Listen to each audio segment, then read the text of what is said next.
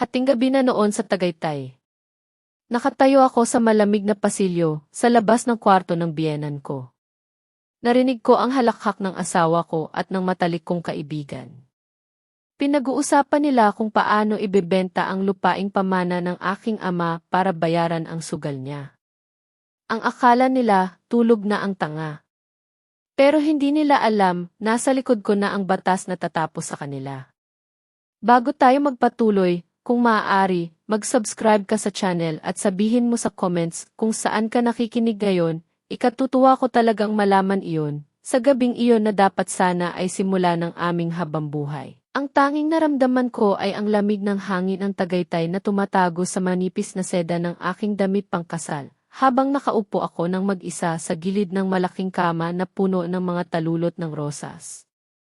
Tinitigan ko ang aking sarili sa salamin ng tokador. Ang babaeng kanina lamang ay tinawag na pinakamaswerteng nobya sa buong Maynila, pero ngayon ay para bang isang estatwa na iniwan sa loob ng museo kapag patay na ang mga ilaw. Tandang-tanda ko pa ang bawat salitang binitawan ni Gabriel bago siya lumabas ng kwarto. Ang sabi niya ay may naging aberya sa ating tinutuluyan para sa pulot gata sa Paris at kailangan niya itong ayusin agad sa telepono. Ngunit dahil mahina ang signal sa loob ng lumang mansyon, ay kailangan niyang lumabas sandali sa hardin. Naniwala ako sa kanya dahil iyon ang tungkulin ng isang asawa, ang magtiwala ng buong puso. Kaya hinayaan ko siyang umalis habang ang mga kandila sa paligid namin ay unti-unting naupos at ang amoy ng mga bulaklak ay nagsimulang maging matapang na tila ba hindi na ito amoy ng kasal, kundi amoy ng isang lamay. Lumipas ang isang oras, tapos ay naging dalawa, at ang katahimikan ng bahay ay nagsimulang bumigat sa aking dibdib na parabang may nakadagang bato, habang ang bawat tik at tak ng antigong orasan sa dingding ay tila pambubuska sa aking paghihintay. Sinubukan kong tawagan ang kanyang numero, ilang beses kong pinindot ang pangalan niya sa aking telepono, ngunit ang tanging sumasagot sa akin ay ang walang katapusang ring na sinusundan ng boses na nagsasabing hindi maabot ang tinatawagan. At sa bawat minutong lumilipas ay may kung anong kaba ang gumagapang sa aking sikmura na nagsasabing hindi ito tama. Hindi ko na matiis ang maghintay ng walang ginagawa kaya tumayo ako at nagpa siyang hanapin siya. Tinanggal ko ang aking sapatos na may matataas na takong dahil masakit na ang aking mga paa. At naglakad ako ng nakayapak sa malamig na sahig na gawa sa kahoy na nara. Ang mansyon ng mga Villarreal ay lalong nagmumukhang nakakatakot kapag gabi. Ang mga larawan ng kanilang mga ninuno na nakasabit sa pasilyo ay tila sinusundan ako ng tingin. Ang kanilang mga mata ay parang may alam na sikreto na ako lang ang hindi nakakaalam. Habang naglalakad ako sa mahabang pasilyo, ang tanging naririnig ko ay ang sarili kong paghinga at ang huni ng hangin na sumisipol sa mga siwang ng bintana, ngunit nang mapadako ako sa may gawing silangan ng bahay ay bigla akong napahinto. Doon banda ang kwarto ni Mama Consuelo, ang aking biyenan na isang istriktong donya, at alam kong walang tao doon dahil nasa Maynila siya, kasama ng ibang mga kamag-anak na dumalo sa kasal.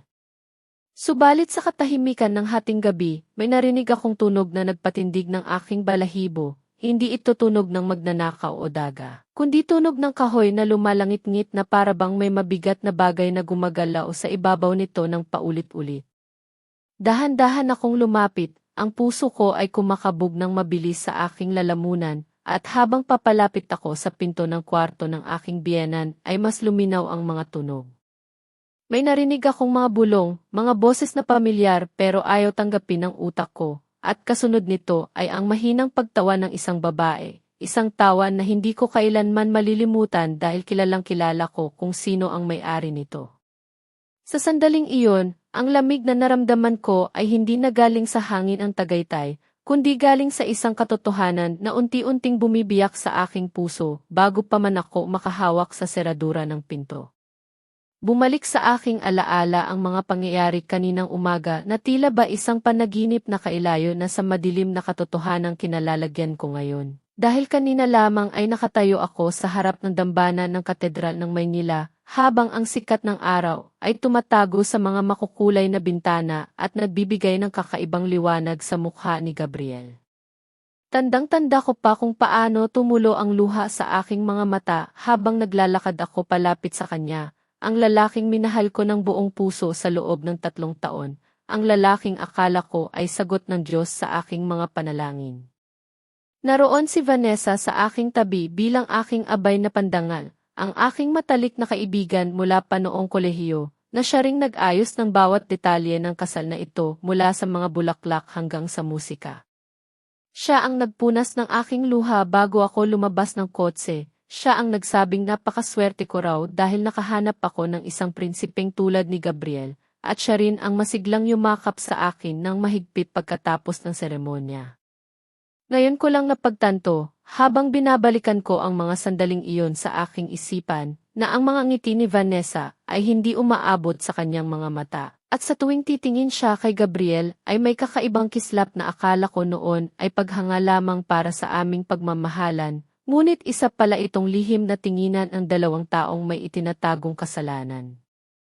Masyado akong nabulag ng kaligayahan, masyado akong tiwala sa tinatawag na pagkakaibigan, kaya hindi ko napansin na habang inaayos niya ang mahabang belo ko sa likuran ay parang inaayos na rin niya ang pagbagsak ng aking buhay. Ang tiwala ko kay Gabriel ay hindi lamang nasusukat sa mga pangakong binitawan namin sa harap ng pari, kundi pati na rin sa papel na pinirmahan ko ilang araw bago ang kasal. Isang desisyon na labis na ikinabahala ng aking mga magulang na sina Don Arturo at Doña Gracia. Bilang regalo sa aming pagsisimula at para na rin hindi maramdaman ni Gabriel na siya ay iba sa aming pamilya, inilipat ko sa kanyang pangalan ang karapatang pamahalaan ang 30% ng aming asyenda sa Negros. Ang malawak na lupain ng tubuhan na ilang henerasyon ng iniingatan ng mga Montesillo. Naalala ko pa ang pagtutol sa mga mata ng aking ama noong mga panahong iyon, tinanong niya ako kung sigurado ba talaga ako sa aking ginagawa dahil ang lupa ay hindi lamang kayamanan kundi dugo at pawis ng aming angkan. Pero nagmatigas ako dahil mahal ko si Gabriel at gusto kong magkaroon siya ng boses at kapangyarihan. Gusto kong tumayo siya sa tabi ko ng may dignidad at hindi lang bilang asawa ng isang heredera. Ang akala ko ay magiging simbolo iyon ng aming pagkakapantay-pantay, isang patunay na wala kaming itinatago sa isa't isa. Ngunit ngayon, sa dilim ng gabing ito, napagtanto ko na ang pirma ko sa papel na iyon ay hindi pala simbolo ng pag-ibig, kundi isang susi na kusang loob kong ibinigay sa magnanakaw na papasok sa aming tahanan. Ang bawat ektarya ng lupang ipinagkatiwala ko ay katumbas pala ng bawat piraso ng pagtataksil na natatanggap ko ngayon, at ang sakit ay hindi dahil sa nawalang yaman, kundi dahil sa paggamit niya sa aking kabutihan bilang sandata laban sa akin. Sa gitna ng kasiyahan kanina, may isa pang bagay na bumabagabag sa akin na pilit ko lang winaksi dahil ayaw kong masira ang araw ko, at iyon ay ang malamig na pakikitungo ng aking biyenan na si Doña Consuelo. Habang ang lahat ay pumapalakpak at sumisigaw ng mabuhay para sa bagong kasal, nakaupo lamang siya ng tuwid sa unang hilera, ang kanyang mukha ay walang emosyon at ang kanyang mga mata ay matatalim na nakatuon hindi sa akin, kundi sa kanyang anak. Noong una, inisip ko na baka hindi lang ako sapat para sa kanya, na baka bilang isang istriktong matriarka ng mga Villarreal ay hindi ako pasado sa kanyang pamantayan. Kaya naman nagsikap akong suyuin siya at maging magalang sa bawat pagkakataon. Kahit noong niyakap ko siya sa resepsyon, naramdaman ko ang paninigas ng kanyang katawan at ang mga ngiti niya ay pilit at hindi umaabot sa kanyang mga mata na para bang may nais siyang sabihin ngunit pinipigilan lamang ng kanyang delikadesa. Ngayon, habang nag-iisa ako dito at naririnig ang mga kahina-hinalang tunog mula sa kanyang kwarto, nagsisimula ng mabuo sa isip ko ang isang nakakatakot na posibilidad na baka ang kanyang lamig ay hindi dahil sa ayaw niya sa akin. Baka kaya siya ganoon makatingin ay dahil alam niya ang totoo. Baka ang kanyang katahimikan ay hindi pagsang-ayon, kundi isang pagbabanda ng paparating na bagyo. At sa likod ng kanyang mga matang mapanghusga ay naroon ang awa para sa manugang niyang bulag sa katotohanan. Bawat hakbang ko palapit sa East Wing ay parang paghakbang papasok sa bunganga ng isang halimaw na matagal nang nag-aabang sa akin, habang ang lamig ng sahig ay gumagapang mula sa aking mga talampakan paakyat sa aking gulugod. Pero hindi iyon sapat para palamigin ang init ng kaba na sumisiklab sa aking dibdib. Alam kong dapat ay nakakandado ang kwarto ni Mama Consuelo dahil mahigpit siya sa kanyang mga gamit at ayaw na ayaw niyang may pumapasok doon. Pero nakita ko ang manipis na guhit ng liwanag na tumatagos mula sa siwang ng pinto na bahagyang nakabukas. Habang papalapit ako, ang mga bulong na kanina ay hindi ko maintindihan ay naging malinaw na mga salita, at ang pamilyar na halakhak na narinig ko ay sinundan ng mga ungol na hindi ko dapat naririnig sa bahay na ito, lalo na sa gabing ito ng aming kasal. Huminto ako sa tapat ng pinto, nanginginig ang aking kamay na akmang hahawak sana sa seradura, nang maamoy ko ang isang pamilyar na pabango na humalo sa amoy ng lumang kahoy at kandila. Ito ang pabangong laging gamit ni Vanessa, ang amoy ng mamahaling rosas at vanilya na dati ay nagpapangiti sa akin kapag niyayakap ko siya bilang kaibigan. Pero ngayon ay nagpabaligtad sa aking sikmura at nagpasuka ng mapait na lasa sa aking lalamunan. Gusto kong tumakbo pabalik sa aming kwarto at magtalukbong ng kumot. Gusto kong paniwalain ang sarili ko na imahinasyon lang ito ng isang pagod na nobya. Pero ang katotohanan ay nasa harap ko na at hinihila ako nito papalapit para makita ang kataksilang wawasak sa aking mundo. Dahan-dahan kong itinulak ang pinto ng walang nililikhang tunog, at ang bumungad sa akin ay isang eksenang hindi kailanman mabubura sa aking isipan hanggang sa huling hininga ko, dahil sa ibabaw ng antigong kama ni Mama Consuelo. Sa ilalim ng larawan ng yumaong doon ng pamilya Villarreal, nakita ko ang aking asawa at ang aking matalik na kaibigan.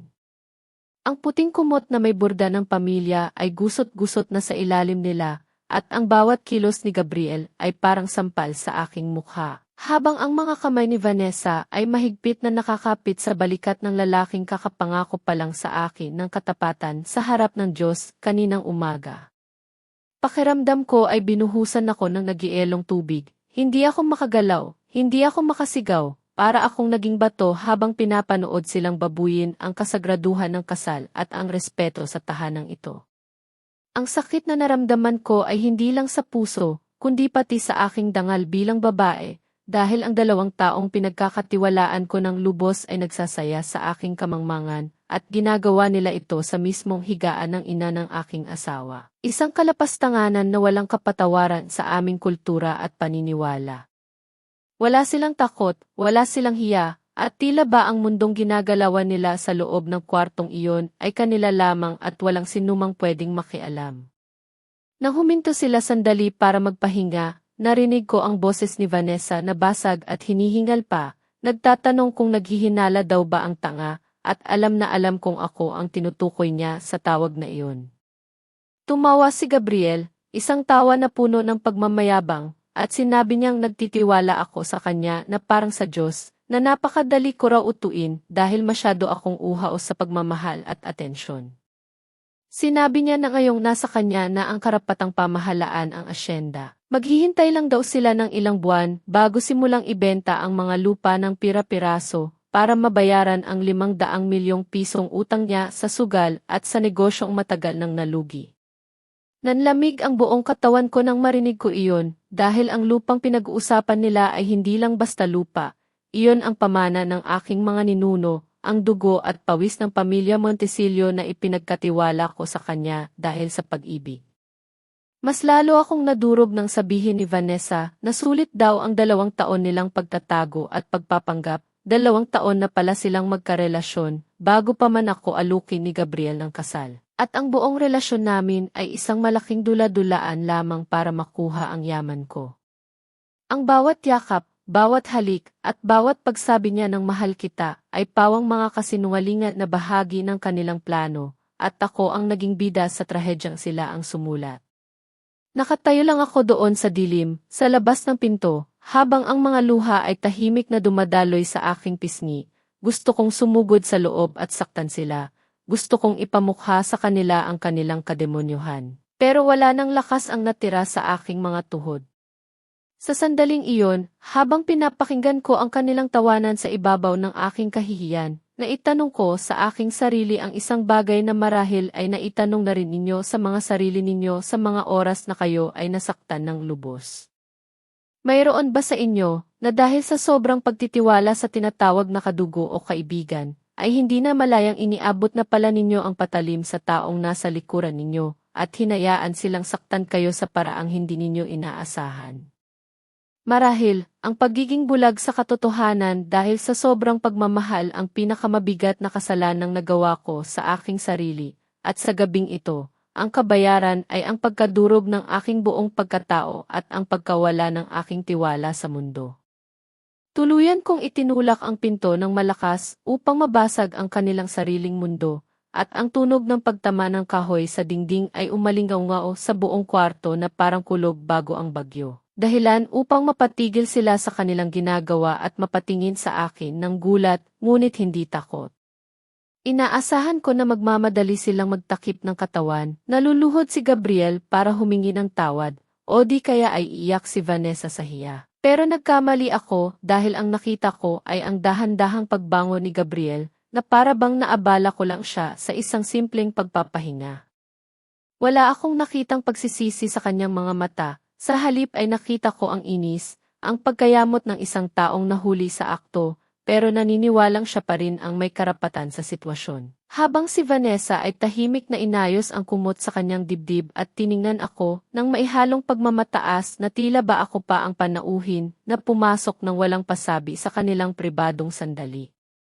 Ang mga luhang kanina ay dumadaloy sa aking mga mata ay biglang natuyo, at ang sakit na parang punya sa aking dibdib ay napalitan ng isang napakatinding pagkasuklam, isang uri ng galit na hindi sumisigaw kundi nanlalamig at nagpapatigas ng puso. Dahil sa sandaling iyon ay nakita ko na ang tunay na mukha ng lalaking pinakasalan ko, isang mukhang malayo sa imahe ng prinsipeng ipinakilala niya sa akin at sa aking pamilya. Tumayo si Gabriel at nagsimulang magbihis ng dahan-dahan, ang bawat pagbutons niya ng kanyang polo ay parang isang insulto sa aking pagkatao, dahil ipinapakita nito kung gaano siya kapanatag at kung gaano kaliit ang tingin niya sa akin. Humarap siya sa akin, hindi bilang asawang nagkasala, kundi bilang isang negosyanteng nabuking sa isang madayang transaksyon, at sinabi niya sa akin na masyado raw akong mainipin at mausisa, na kung naghintay lang sana ako sa kwarto, at nagbingi-bingihan, ay naging maayos pa sana ang lahat para sa aming tatlo. Sinabi niya sa akin ng diretsahan, walang halong paligoy-ligoy, na ako raw ay napakaboring na babae, na ang aking pagiging relihiyosa at pagiging konserbatibo ay nakakasakal. At ang tanging dahilan kung bakit siya nagtiyagang makipaglaro ng bahay-bahayan sa akin, ay dahil sa 500 milyong piso na halaga ng lupaing ipinamana sa akin ng aking lola. Ang bawat salita niya ay parang latigo na humahampas sa aking dangal, lalo na nang sabihin niyang ang kasal namin ay hindi tungkol sa pag-ibig o tadhana, kundi isang paraan lamang para maisalba ang kanyang pangalan mula sa kahihiyan ng pagkakautang. At ako ang napili niyang biktima dahil ako ang pinakamadaling lokohin sa lahat ng mga heredera sa aming lipunan. Habang nagsasalita siya, parang unti-unting namamatay ang babaeng kilala ko bilang si Bella, at ang pumapalit ay isang babaeng gising na sa katotohanan na ang kanyang asawa ay hindi tao, kundi isang halimaw na nagbalat tayo. Hindi nagpatalo si Vanessa sa kalupitan dahil nagsalita rin siya mula sa kama habang inaayos ang kanyang buhok, at ang boses niya ay puno ng lason na nakabalot sa matamis na tono ng pangangatwiran. Sinabi niya sa akin na huwag daw akong umarte na parang biktima, dahil nakuha ko naman daw ang gusto ko na isang magarbong kasal at isang gwapong asawa na maipagmamalaki sa lipunan. Kaya dapat daw ay maging masaya na lang ako sa naging papel ko bilang tagapondo ng kanilang tunay na pagmamahalan. Ayon sa kanya, sila ni Gabriel ang totoong nakatadhana para sa isa't isa, sila ang may koneksyon na hindi ko kayang pantayan. At ako ay naroon lamang para maging bangko na hugutan nila ng yaman para mabuhay sila ng marangya habang tinatawanan ako sa likuran ko. Tinitigan ko silang dalawa, ang aking asawa at ang aking kaibigan, at sa unang pagkakataon ay naramdaman ko ang pagbangon ng dugo ng mga Montesillo sa aking ugat, ang dangal na minana ko sa aking ama na hindi kailanman nagpayukod sa sinuman. Huminga ako ng malalim at sinabi ko sa kanila sa boses na mababa pero matalim, na akala ba nila ay tulog ang Diyos, na akala ba nila ay makakalusot sila sa ganitong klase ng kasamaan ng walang kabayaran. Dahil ang perang inaasahan nilang bubuhay sa kanila ay galing sa pawis ng mga ninuno ko na hindi papayag na mapunta sa mga kamay ng mga taong walang kaluluwa. Sinabi ko sa kanila na sa oras na ito, sa mismong kwartong ito, ang kasal na pinagdiriwang namin kanina ay patay na, hindi sa papel kundi sa mata ng langit, at wala na silang makukuha sa akin kahit isang sentimo. Akala ko ay tapos na ang lahat at ako na lamang ang mag-isang haharap sa bangungot na ito, lalo na nang humakbang palapit sa akin si Gabriel na may nanlilisik na mga mata at sinubukang hawakan ang aking braso ng mahigpit upang takutin ako. Sinabi niya sa akin na huwag daw akong gagawa ng eskandalo, na kailangan kong isipin ang reputasyon ng aming mga pamilya. At kung mahal ko talaga ang aking mga magulang ay mananahimik ako at hahayaan silang ituloy ang kanilang plano dahil wala na rin naman akong magagawa kundi ang sumunod. Handa na sana akong lumaban, handa na sana akong isigaw ang lahat ng galit ko sa kanyang pagmumukha, nang biglang bumukas ang pinto ng banyo sa loob ng kwarto. Isang pinto na hindi namin napansin kanina dahil nakatago ito sa dilim. Mula roon ay lumabas ang isang figura na nagpatigil sa paghinga naming lahat, si Doña Consuelo, nakasuot ng itim na bestida na para bang nagluluksa, at hawak ang kanyang tungkod na may ulong pilak na kumikinang sa liwanag ng mga kandila. Hindi siya sumigaw, hindi siya nagwala, pero ang tunog ng kanyang tungkod na tumama sa sahig ay mas malakas pa sa anumang kulob, at sa sandaling iyon, nakita ko kung paano namutla si Gabriel at kung paano naging abo ang kulay ng mukha ni Vanessa. Nandoon pala siya sa buong panahon, nakaupo sa dilim, nakikinig sa bawat ungol ng kanilang kasalanan at sa bawat salita ng kanilang kataksilan. At ang kanyang presensya ay parang isang higante na biglang gumising para durugin ang mga insekto sa kanyang harapan. Tiningnan niya ang kanyang anak, hindi gamit ang mata ng isang inang mapagmahal, kundi gamit ang mata ng puno ng pamilya Villarreal na nilapastangan ang pangalan at tahanan. Naglakad si Doña Consuelo palapit sa kama kung saan nakaupo pa rin si Vanessa na ngayon ay pilit tinatakpan ang sarili ng kumot, at ang bawat hakbang ng Donya ay may bigat ng isang hatol na hindi na pwedeng baguhin. Nagsalita siya sa boses na mababa pero puno ng kapangyarihan. Sinabi niya kay Gabriel na matagal na siyang naghihinala sa kinikilos nito, na matagal na niyang nararamdaman na may mali sa mga transaksyon nito sa negosyo at sa paraan ng pakikitungo nito sa akin. Pero kailangan niyang makita ng sarili niyang mga mata at marinig ng sarili niyang mga tainga kung gaano kababa ang kayang gawin ng kanyang sariling dugo.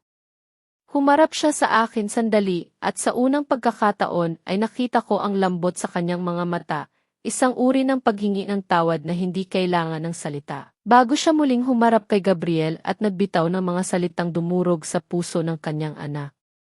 Sinabi niya na bilang ina, ang pinakamalaking pagkakamali niya ay ang pagprotekta kay Gabriel sa lahat ng oras, ang pagbabayad sa mga utang nito sa sugal, at ang pagtatakip sa mga kalokohan nito sa pag-aakalang iyon ang tamang paraan ng pagmamahal.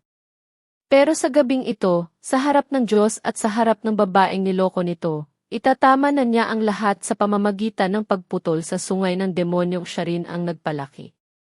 Sinabi niya na simula sa oras na ito, si Gabriel ay hindi na anak ng mga Villarreal, kundi isang estranghero na may parehong apelyido lamang. At ang pagmamahal na ibibigay niya ngayon ay ang uri ng pagmamahal na nagtuturo ng leksyon sa pamamagitan ng pagbawi sa lahat ng pribilehiyo at yaman na naging dahilan kung bakit ito naging ganid at walang puso. Hindi pa doon natatapos ang kanyang paghihiganti para sa katarungan, dahil inilabas niya ang kanyang telepono at tinawagan ang mga gwardya ng mansyon na tila ba kanina pa nag-aabang sa kanyang utos.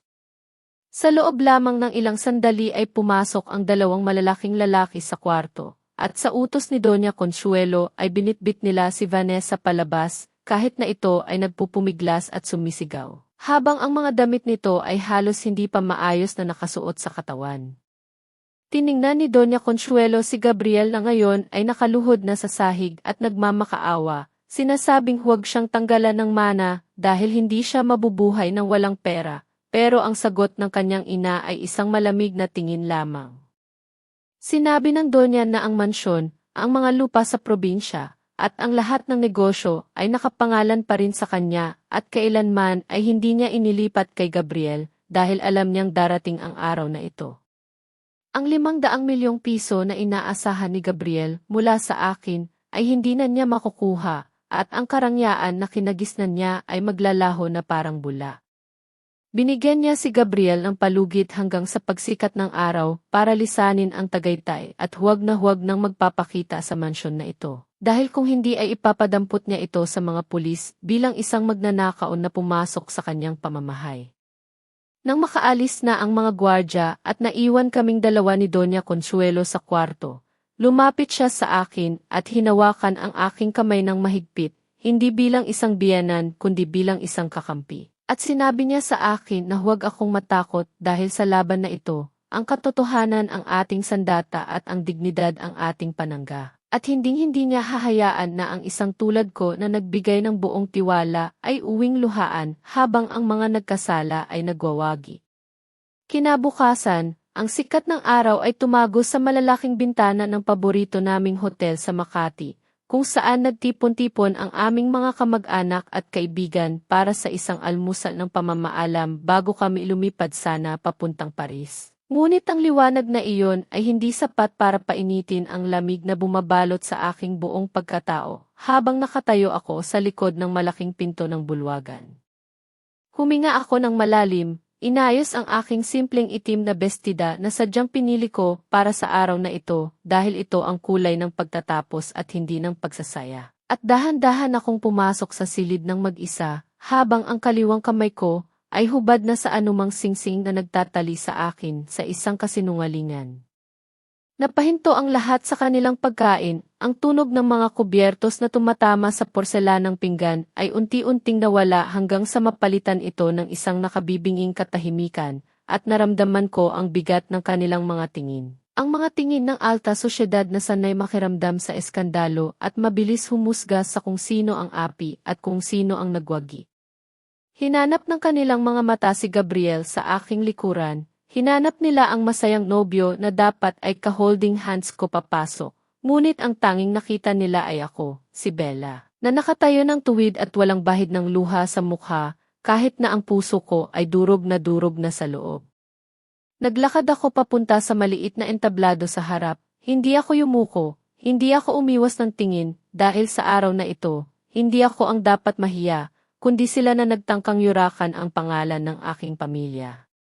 Kinuha ko ang mikropono at tiningnan ang aking mga magulang na sina Don Arturo at Doña Gracia na nooy nakaupo sa gitnang mesa, baka sa kanilang mukha ang pagtataka at pag-aalala. Pero inisyan ko sila ng tipid para iparamdam na hawak ko ang sitwasyon at hindi nila kailangang matakot para sa akin.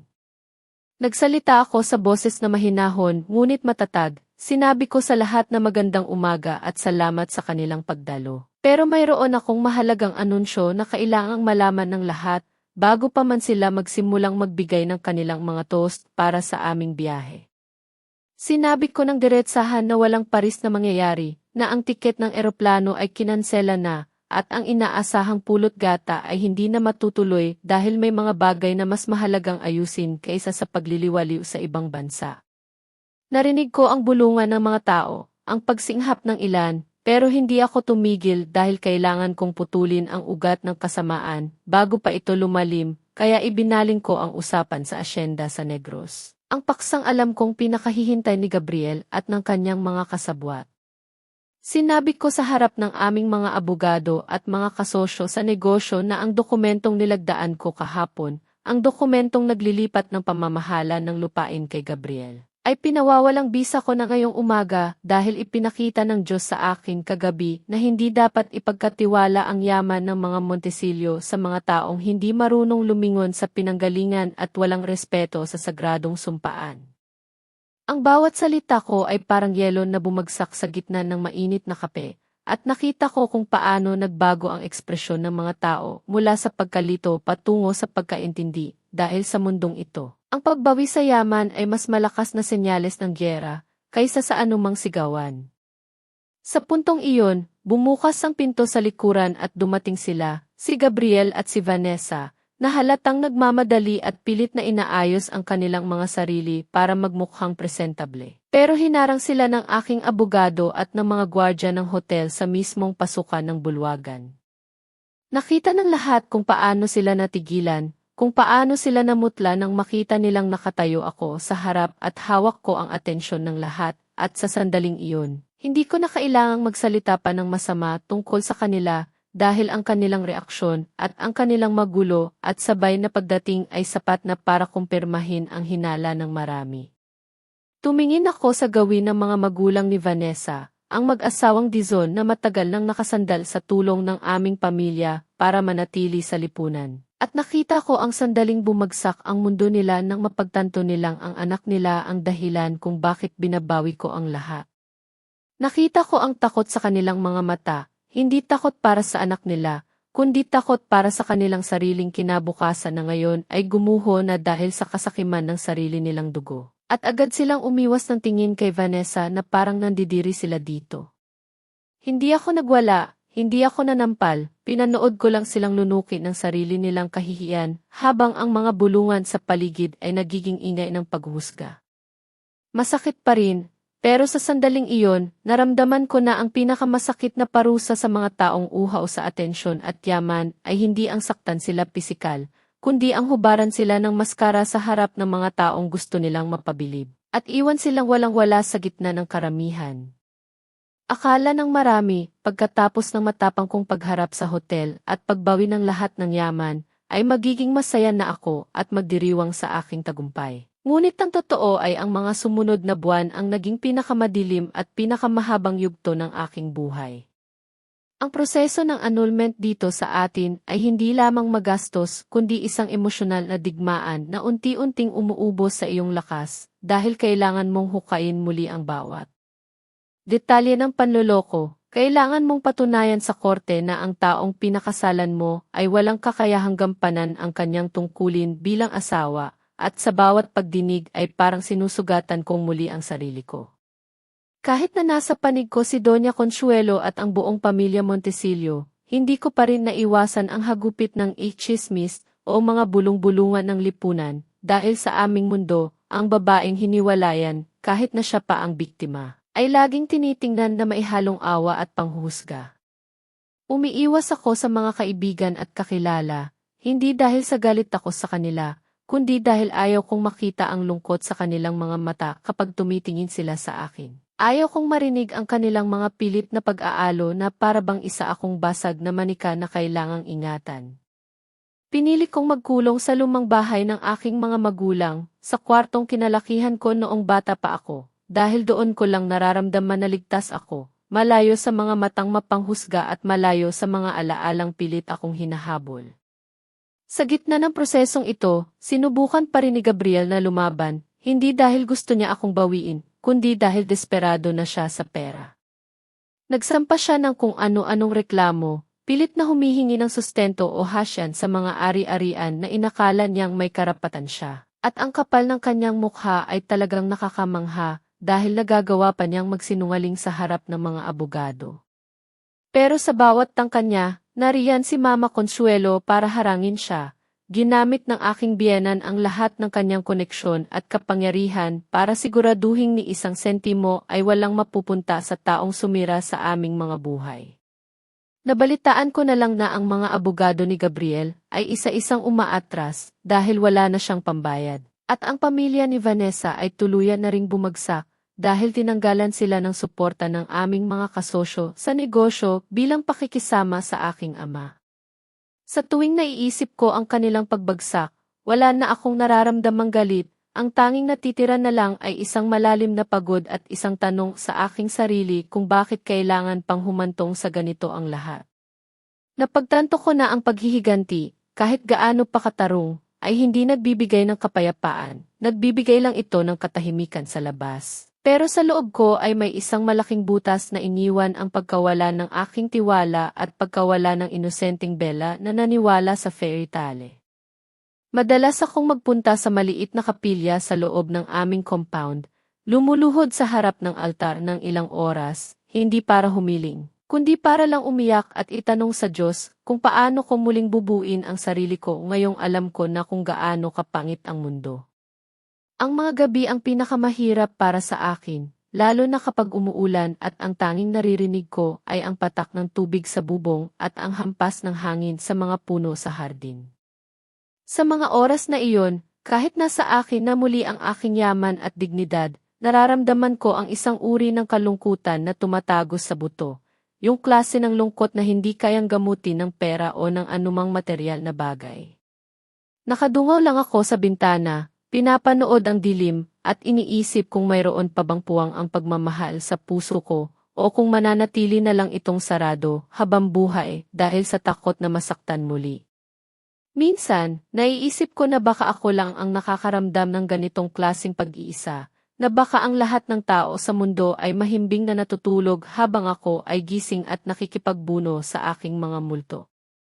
Kaibigan, kung naririnig mo pa ako at kung gising ka pa sa mga oras na ito, kung naramdaman mo na rin ang ganitong klaseng lamig ng gabi kung saan parang ikaw na lang ang tao sa mundo, pwede mo bang ikomento ang numerong 1 sa ibaba?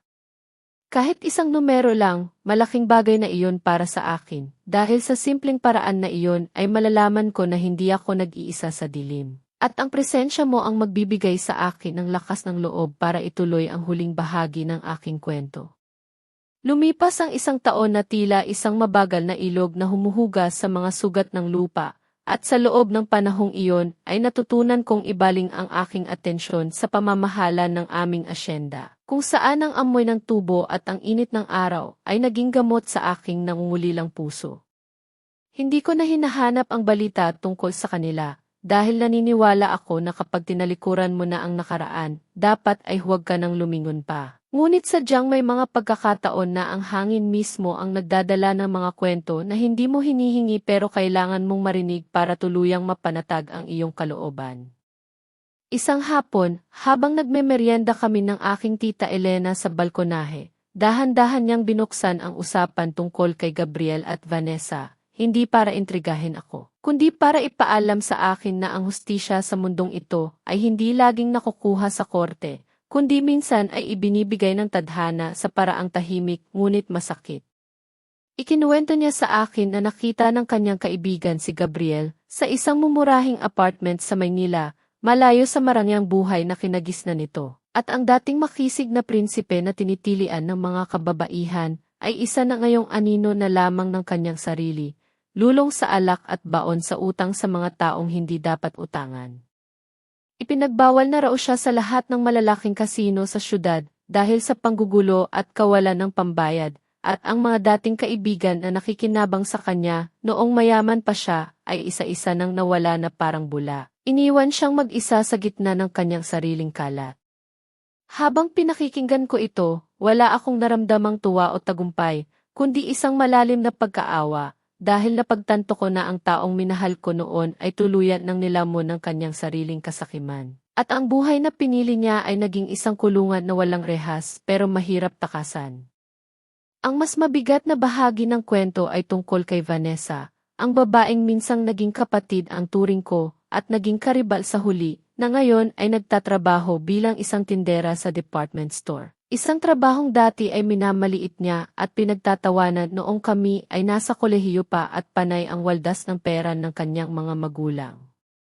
Ayon sa balita, hindi naging masaya ang pagsasama nila ni Gabriel sa iisang bubong dahil nang mawala ang pera at ang luho na siyang pundasyon ng kanilang relasyon. Lumabas ang tunay na kulay ng kanilang pagkatao at nagsimula silang magsisihan sa bawat kamalasan na dumating sa kanila. Madalas daw silang mag-away at ang mga kapitbahay ay naririnig ang sigawan at basagan ng gamit sa gabi, lalo na kapag umuuwing lasing si Gabriel at ibinubunton kay Vanessa ang sisi kung bakit nawala ang asyenda at ang 500 milyong piso. Sinasabi raw ni Gabriel na kung hindi dahil sa ambisyon ni Vanessa, sana ay nanahimik na lang siya, habang isinisumbat naman ni Vanessa na kung naging mas matalino lang sana si Gabriel, di sana ay nasa Paris na sila ngayon at nagpapakasasa.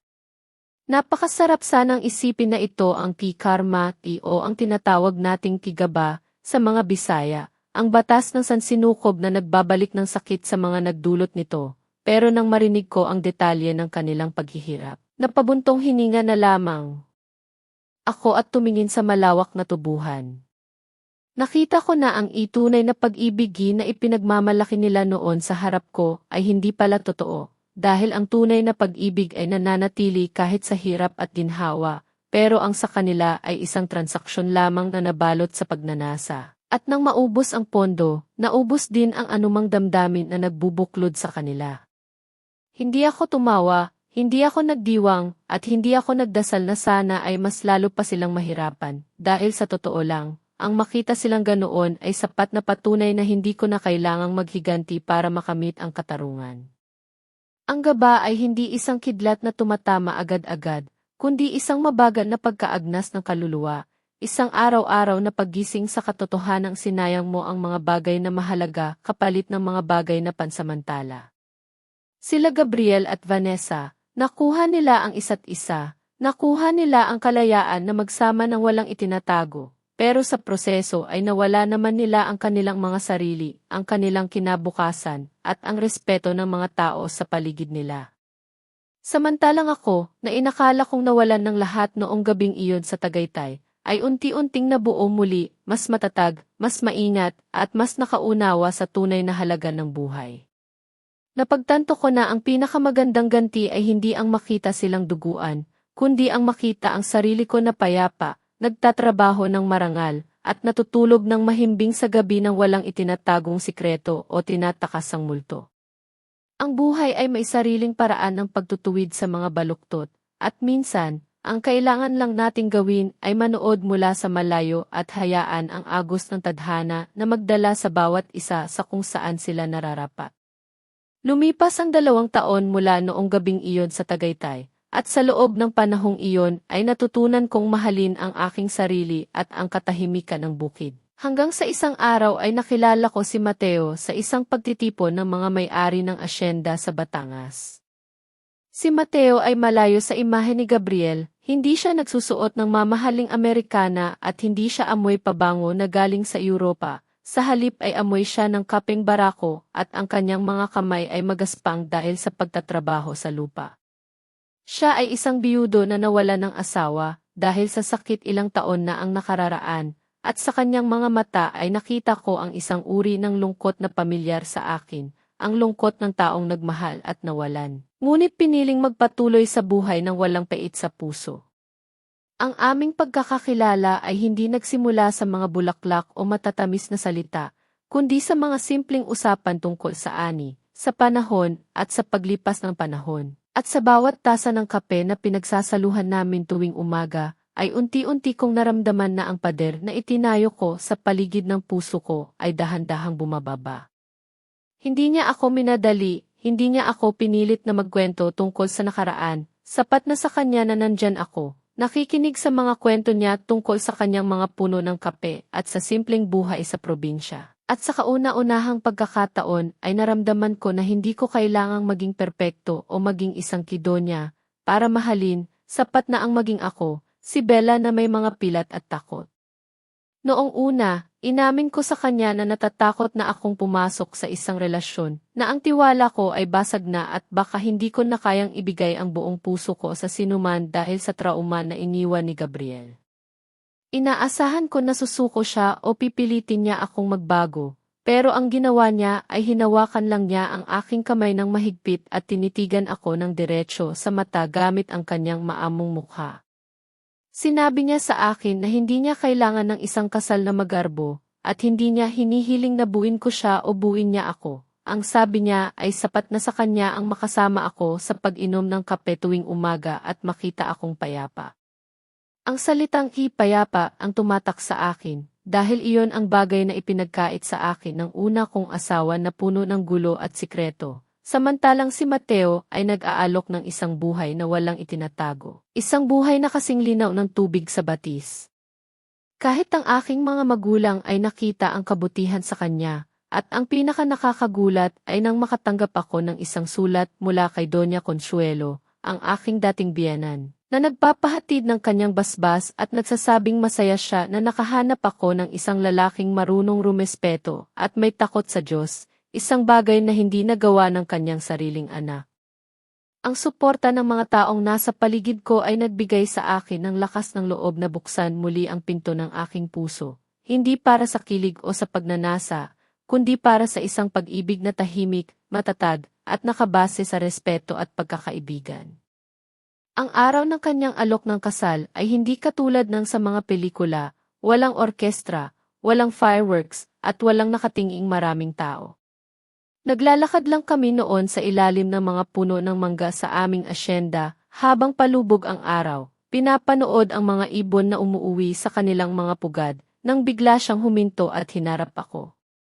Kinuha niya ang isang simpleng singsing mula sa kanyang bulsa. Hindi ito kasing laki ng bato na ibinigay ni Gabriel noon, pero para sa akin ay mas nagniningning ito dahil galing ito sa perang pinaghirapan niya at hindi galing sa utang o panloloko.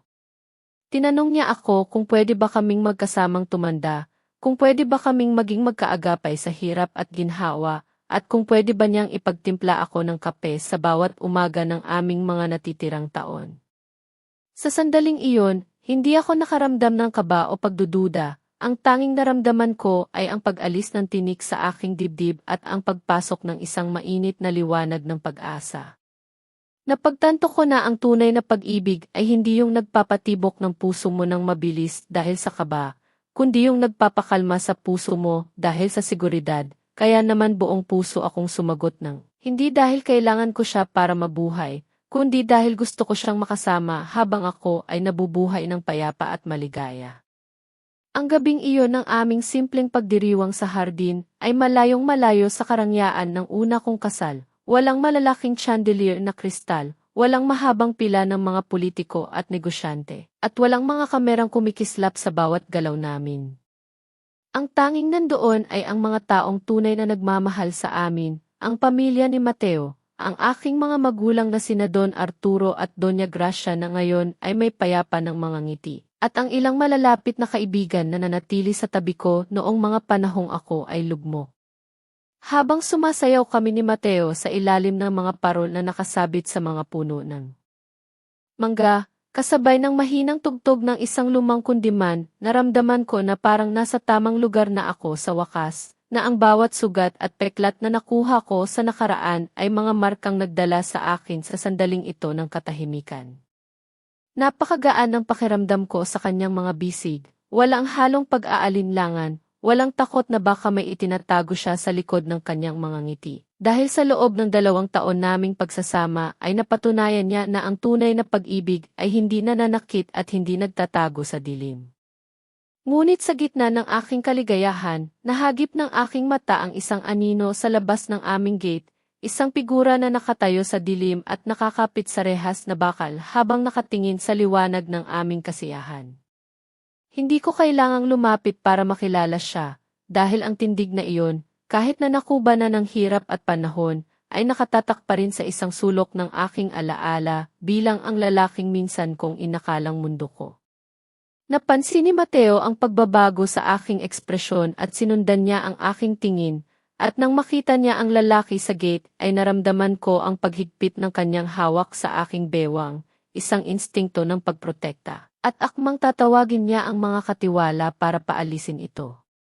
Pero pinigilan ko siya, hinawakan ko ang kanyang kamay at tiningnan siya ng may kasiguraduhan. Sinabi ko sa kanya na ayos lang ako, na kailangan ko itong gawin mag-isa hindi para sa lalaking nasa labas, kundi para sa sarili kong kapayapaan.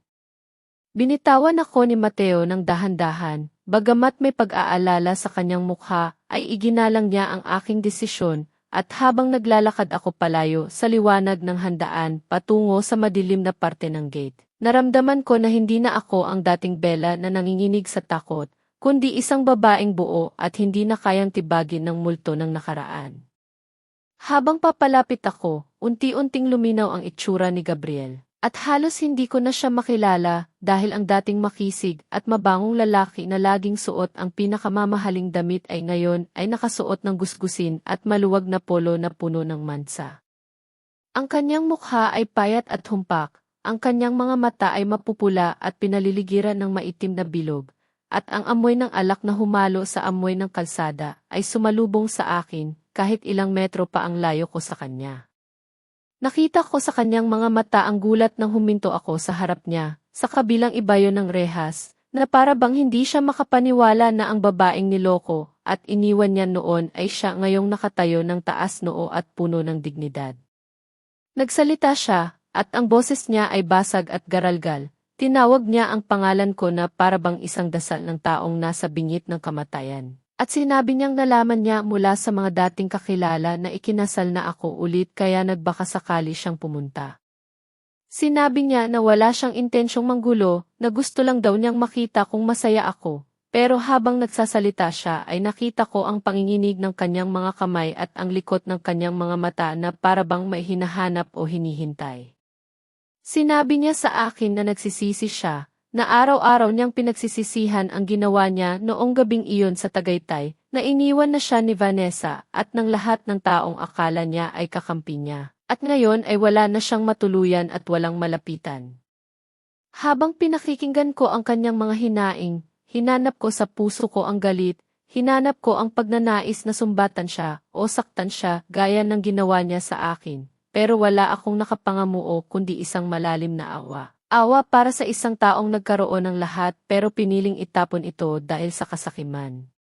Sinabi ko sa kanya nang mahinahon na ang pagsisisi ay isang bagay na dapat niyang ayusin sa pagitan niya at ng Diyos, dahil para sa akin, ang nakaraan ay tapos na at wala nang puwang sa kasalukuyan ko para sa mga sana at dapat.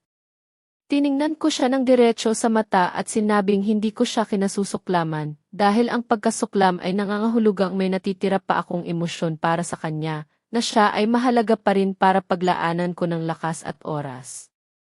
Nang marinig niya ito, nakita ko ang pag-asa sa kanyang mukha, at naglakas loob siyang humingi ng tulong, kahit kaunting halaga lang daw para makapagsimula siya ulit o makakain man lang ng maayos. Dahil alam daw niyang mabuti ang puso ko at hindi ko siya kayang tiisin.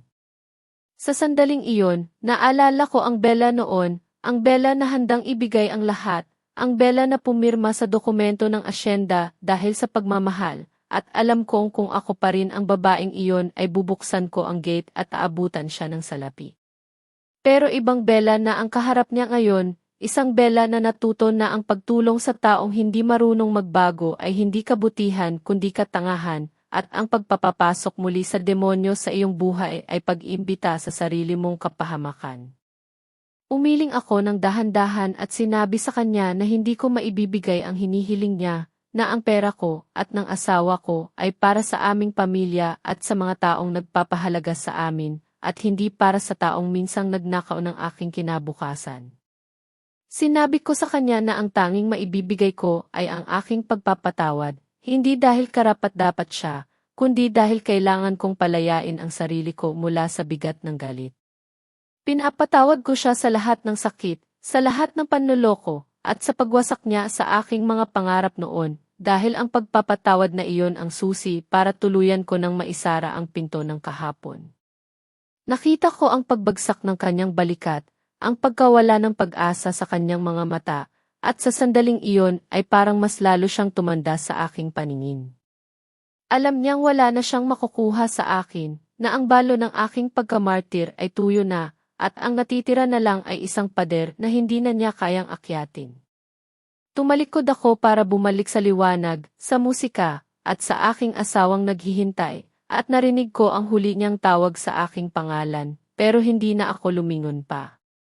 Ang bawat hakbang ko palayo sa gate ay parang paghubad ng isang mabigat na Amerikana na matagal ko nang suot, at sa bawat metro na inilalayo ko sa kanya ay mas lalong lumiliwanag ang aking paligid. Nakarating ako sa gitna ng hardin kung saan sinalubong ako ni Mateo ng isang ngiti at inabot ang kanyang kamay, at nang hawakan ko ito, naramdaman ko ang init ng tunay na pagmamahal, hindi yung nag-aalab at nakakapaso, kundi yung nagbibigay ng buhay at kapanatagan. Niyakap ko siya at ipinagpatuloy namin ang pagsasayaw sa ilalim ng mga bituin, habang ang musika ng kundiman ay pumupuno sa hangin ng gabi. Ang kwento ko ay hindi nagtapos sa isang malaking tagumpay o sa pagbagsak ng isang kontrabida, nagtapos ito sa isang payapang gabi, sa piling ng taong mahal ko, at sa puso kong puno ng pasasalamat hindi dahil hindi ako nasaktan, kundi dahil nasaktan ako, nadurog, pero nagawang mabuo muli na mas maganda at mas matibay kaysa dati. At iyon, mga kaibigan, ang tunay na happy ending na hindi matutumbasan ng anumang yaman sa mundo. Minsan, ang pinakamalakas na ganti ay hindi ang pagsigaw o ang pananakit pabalik, kundi ang pagpili na maging masaya sa kabila ng lahat ng dahilan para sumuko. Ang katahimikan ng gabing ito ay hindi na nakakatakot para sa akin. kundi isa ng paalala na ang bawat bagyo sa ating buhay ay talagang lumilipas at nag-iiwan ng lupa na mas mataba at handa ng tamnan muli ng pag-asa. Kung may bahagi ng kwento ko ang tumapik sa iyong puso, o kung may sarili kang laban na tahimik mong pinagdadaanan ngayon, huwag mong kimkimin ang bigat. Ang espasyo sa ibaba ay bukas para sa iyong mga damdamin dahil minsan, ang pag-amin na nasaktan tayo ang unang hakbang para gumaling. Salamat sa pagsama sa akin sa paglalakbay na ito mula sa dilim patungo sa liwanag, hanggang sa muli nating pagkikita at pagbabahagi ng mga kwento ng buhay, pagbangon at katarungan. Ako si Bella at ito ang ating Tahimik na Ganti. Ang video na ito ay isang kathang-isip na kwento na hango sa mga karanasan sa buhay. Hindi ito ginawa upang husgahan ang sinuman, kundi upang maging tahimik na paanyaya sa pagninilay tungkol sa buhay at sa pakikitungo natin sa kapwa. Ang mga tauhan, pangalan, at lugar ay walang kaugnayan sa tunay na buhay at binago upang hindi makapinsala sa kaninuman. Naway makatulong ang kwentong ito upang kahit saglit ay maalala mo ang sarili mong buhay at ang mga mahalaga sa iyo.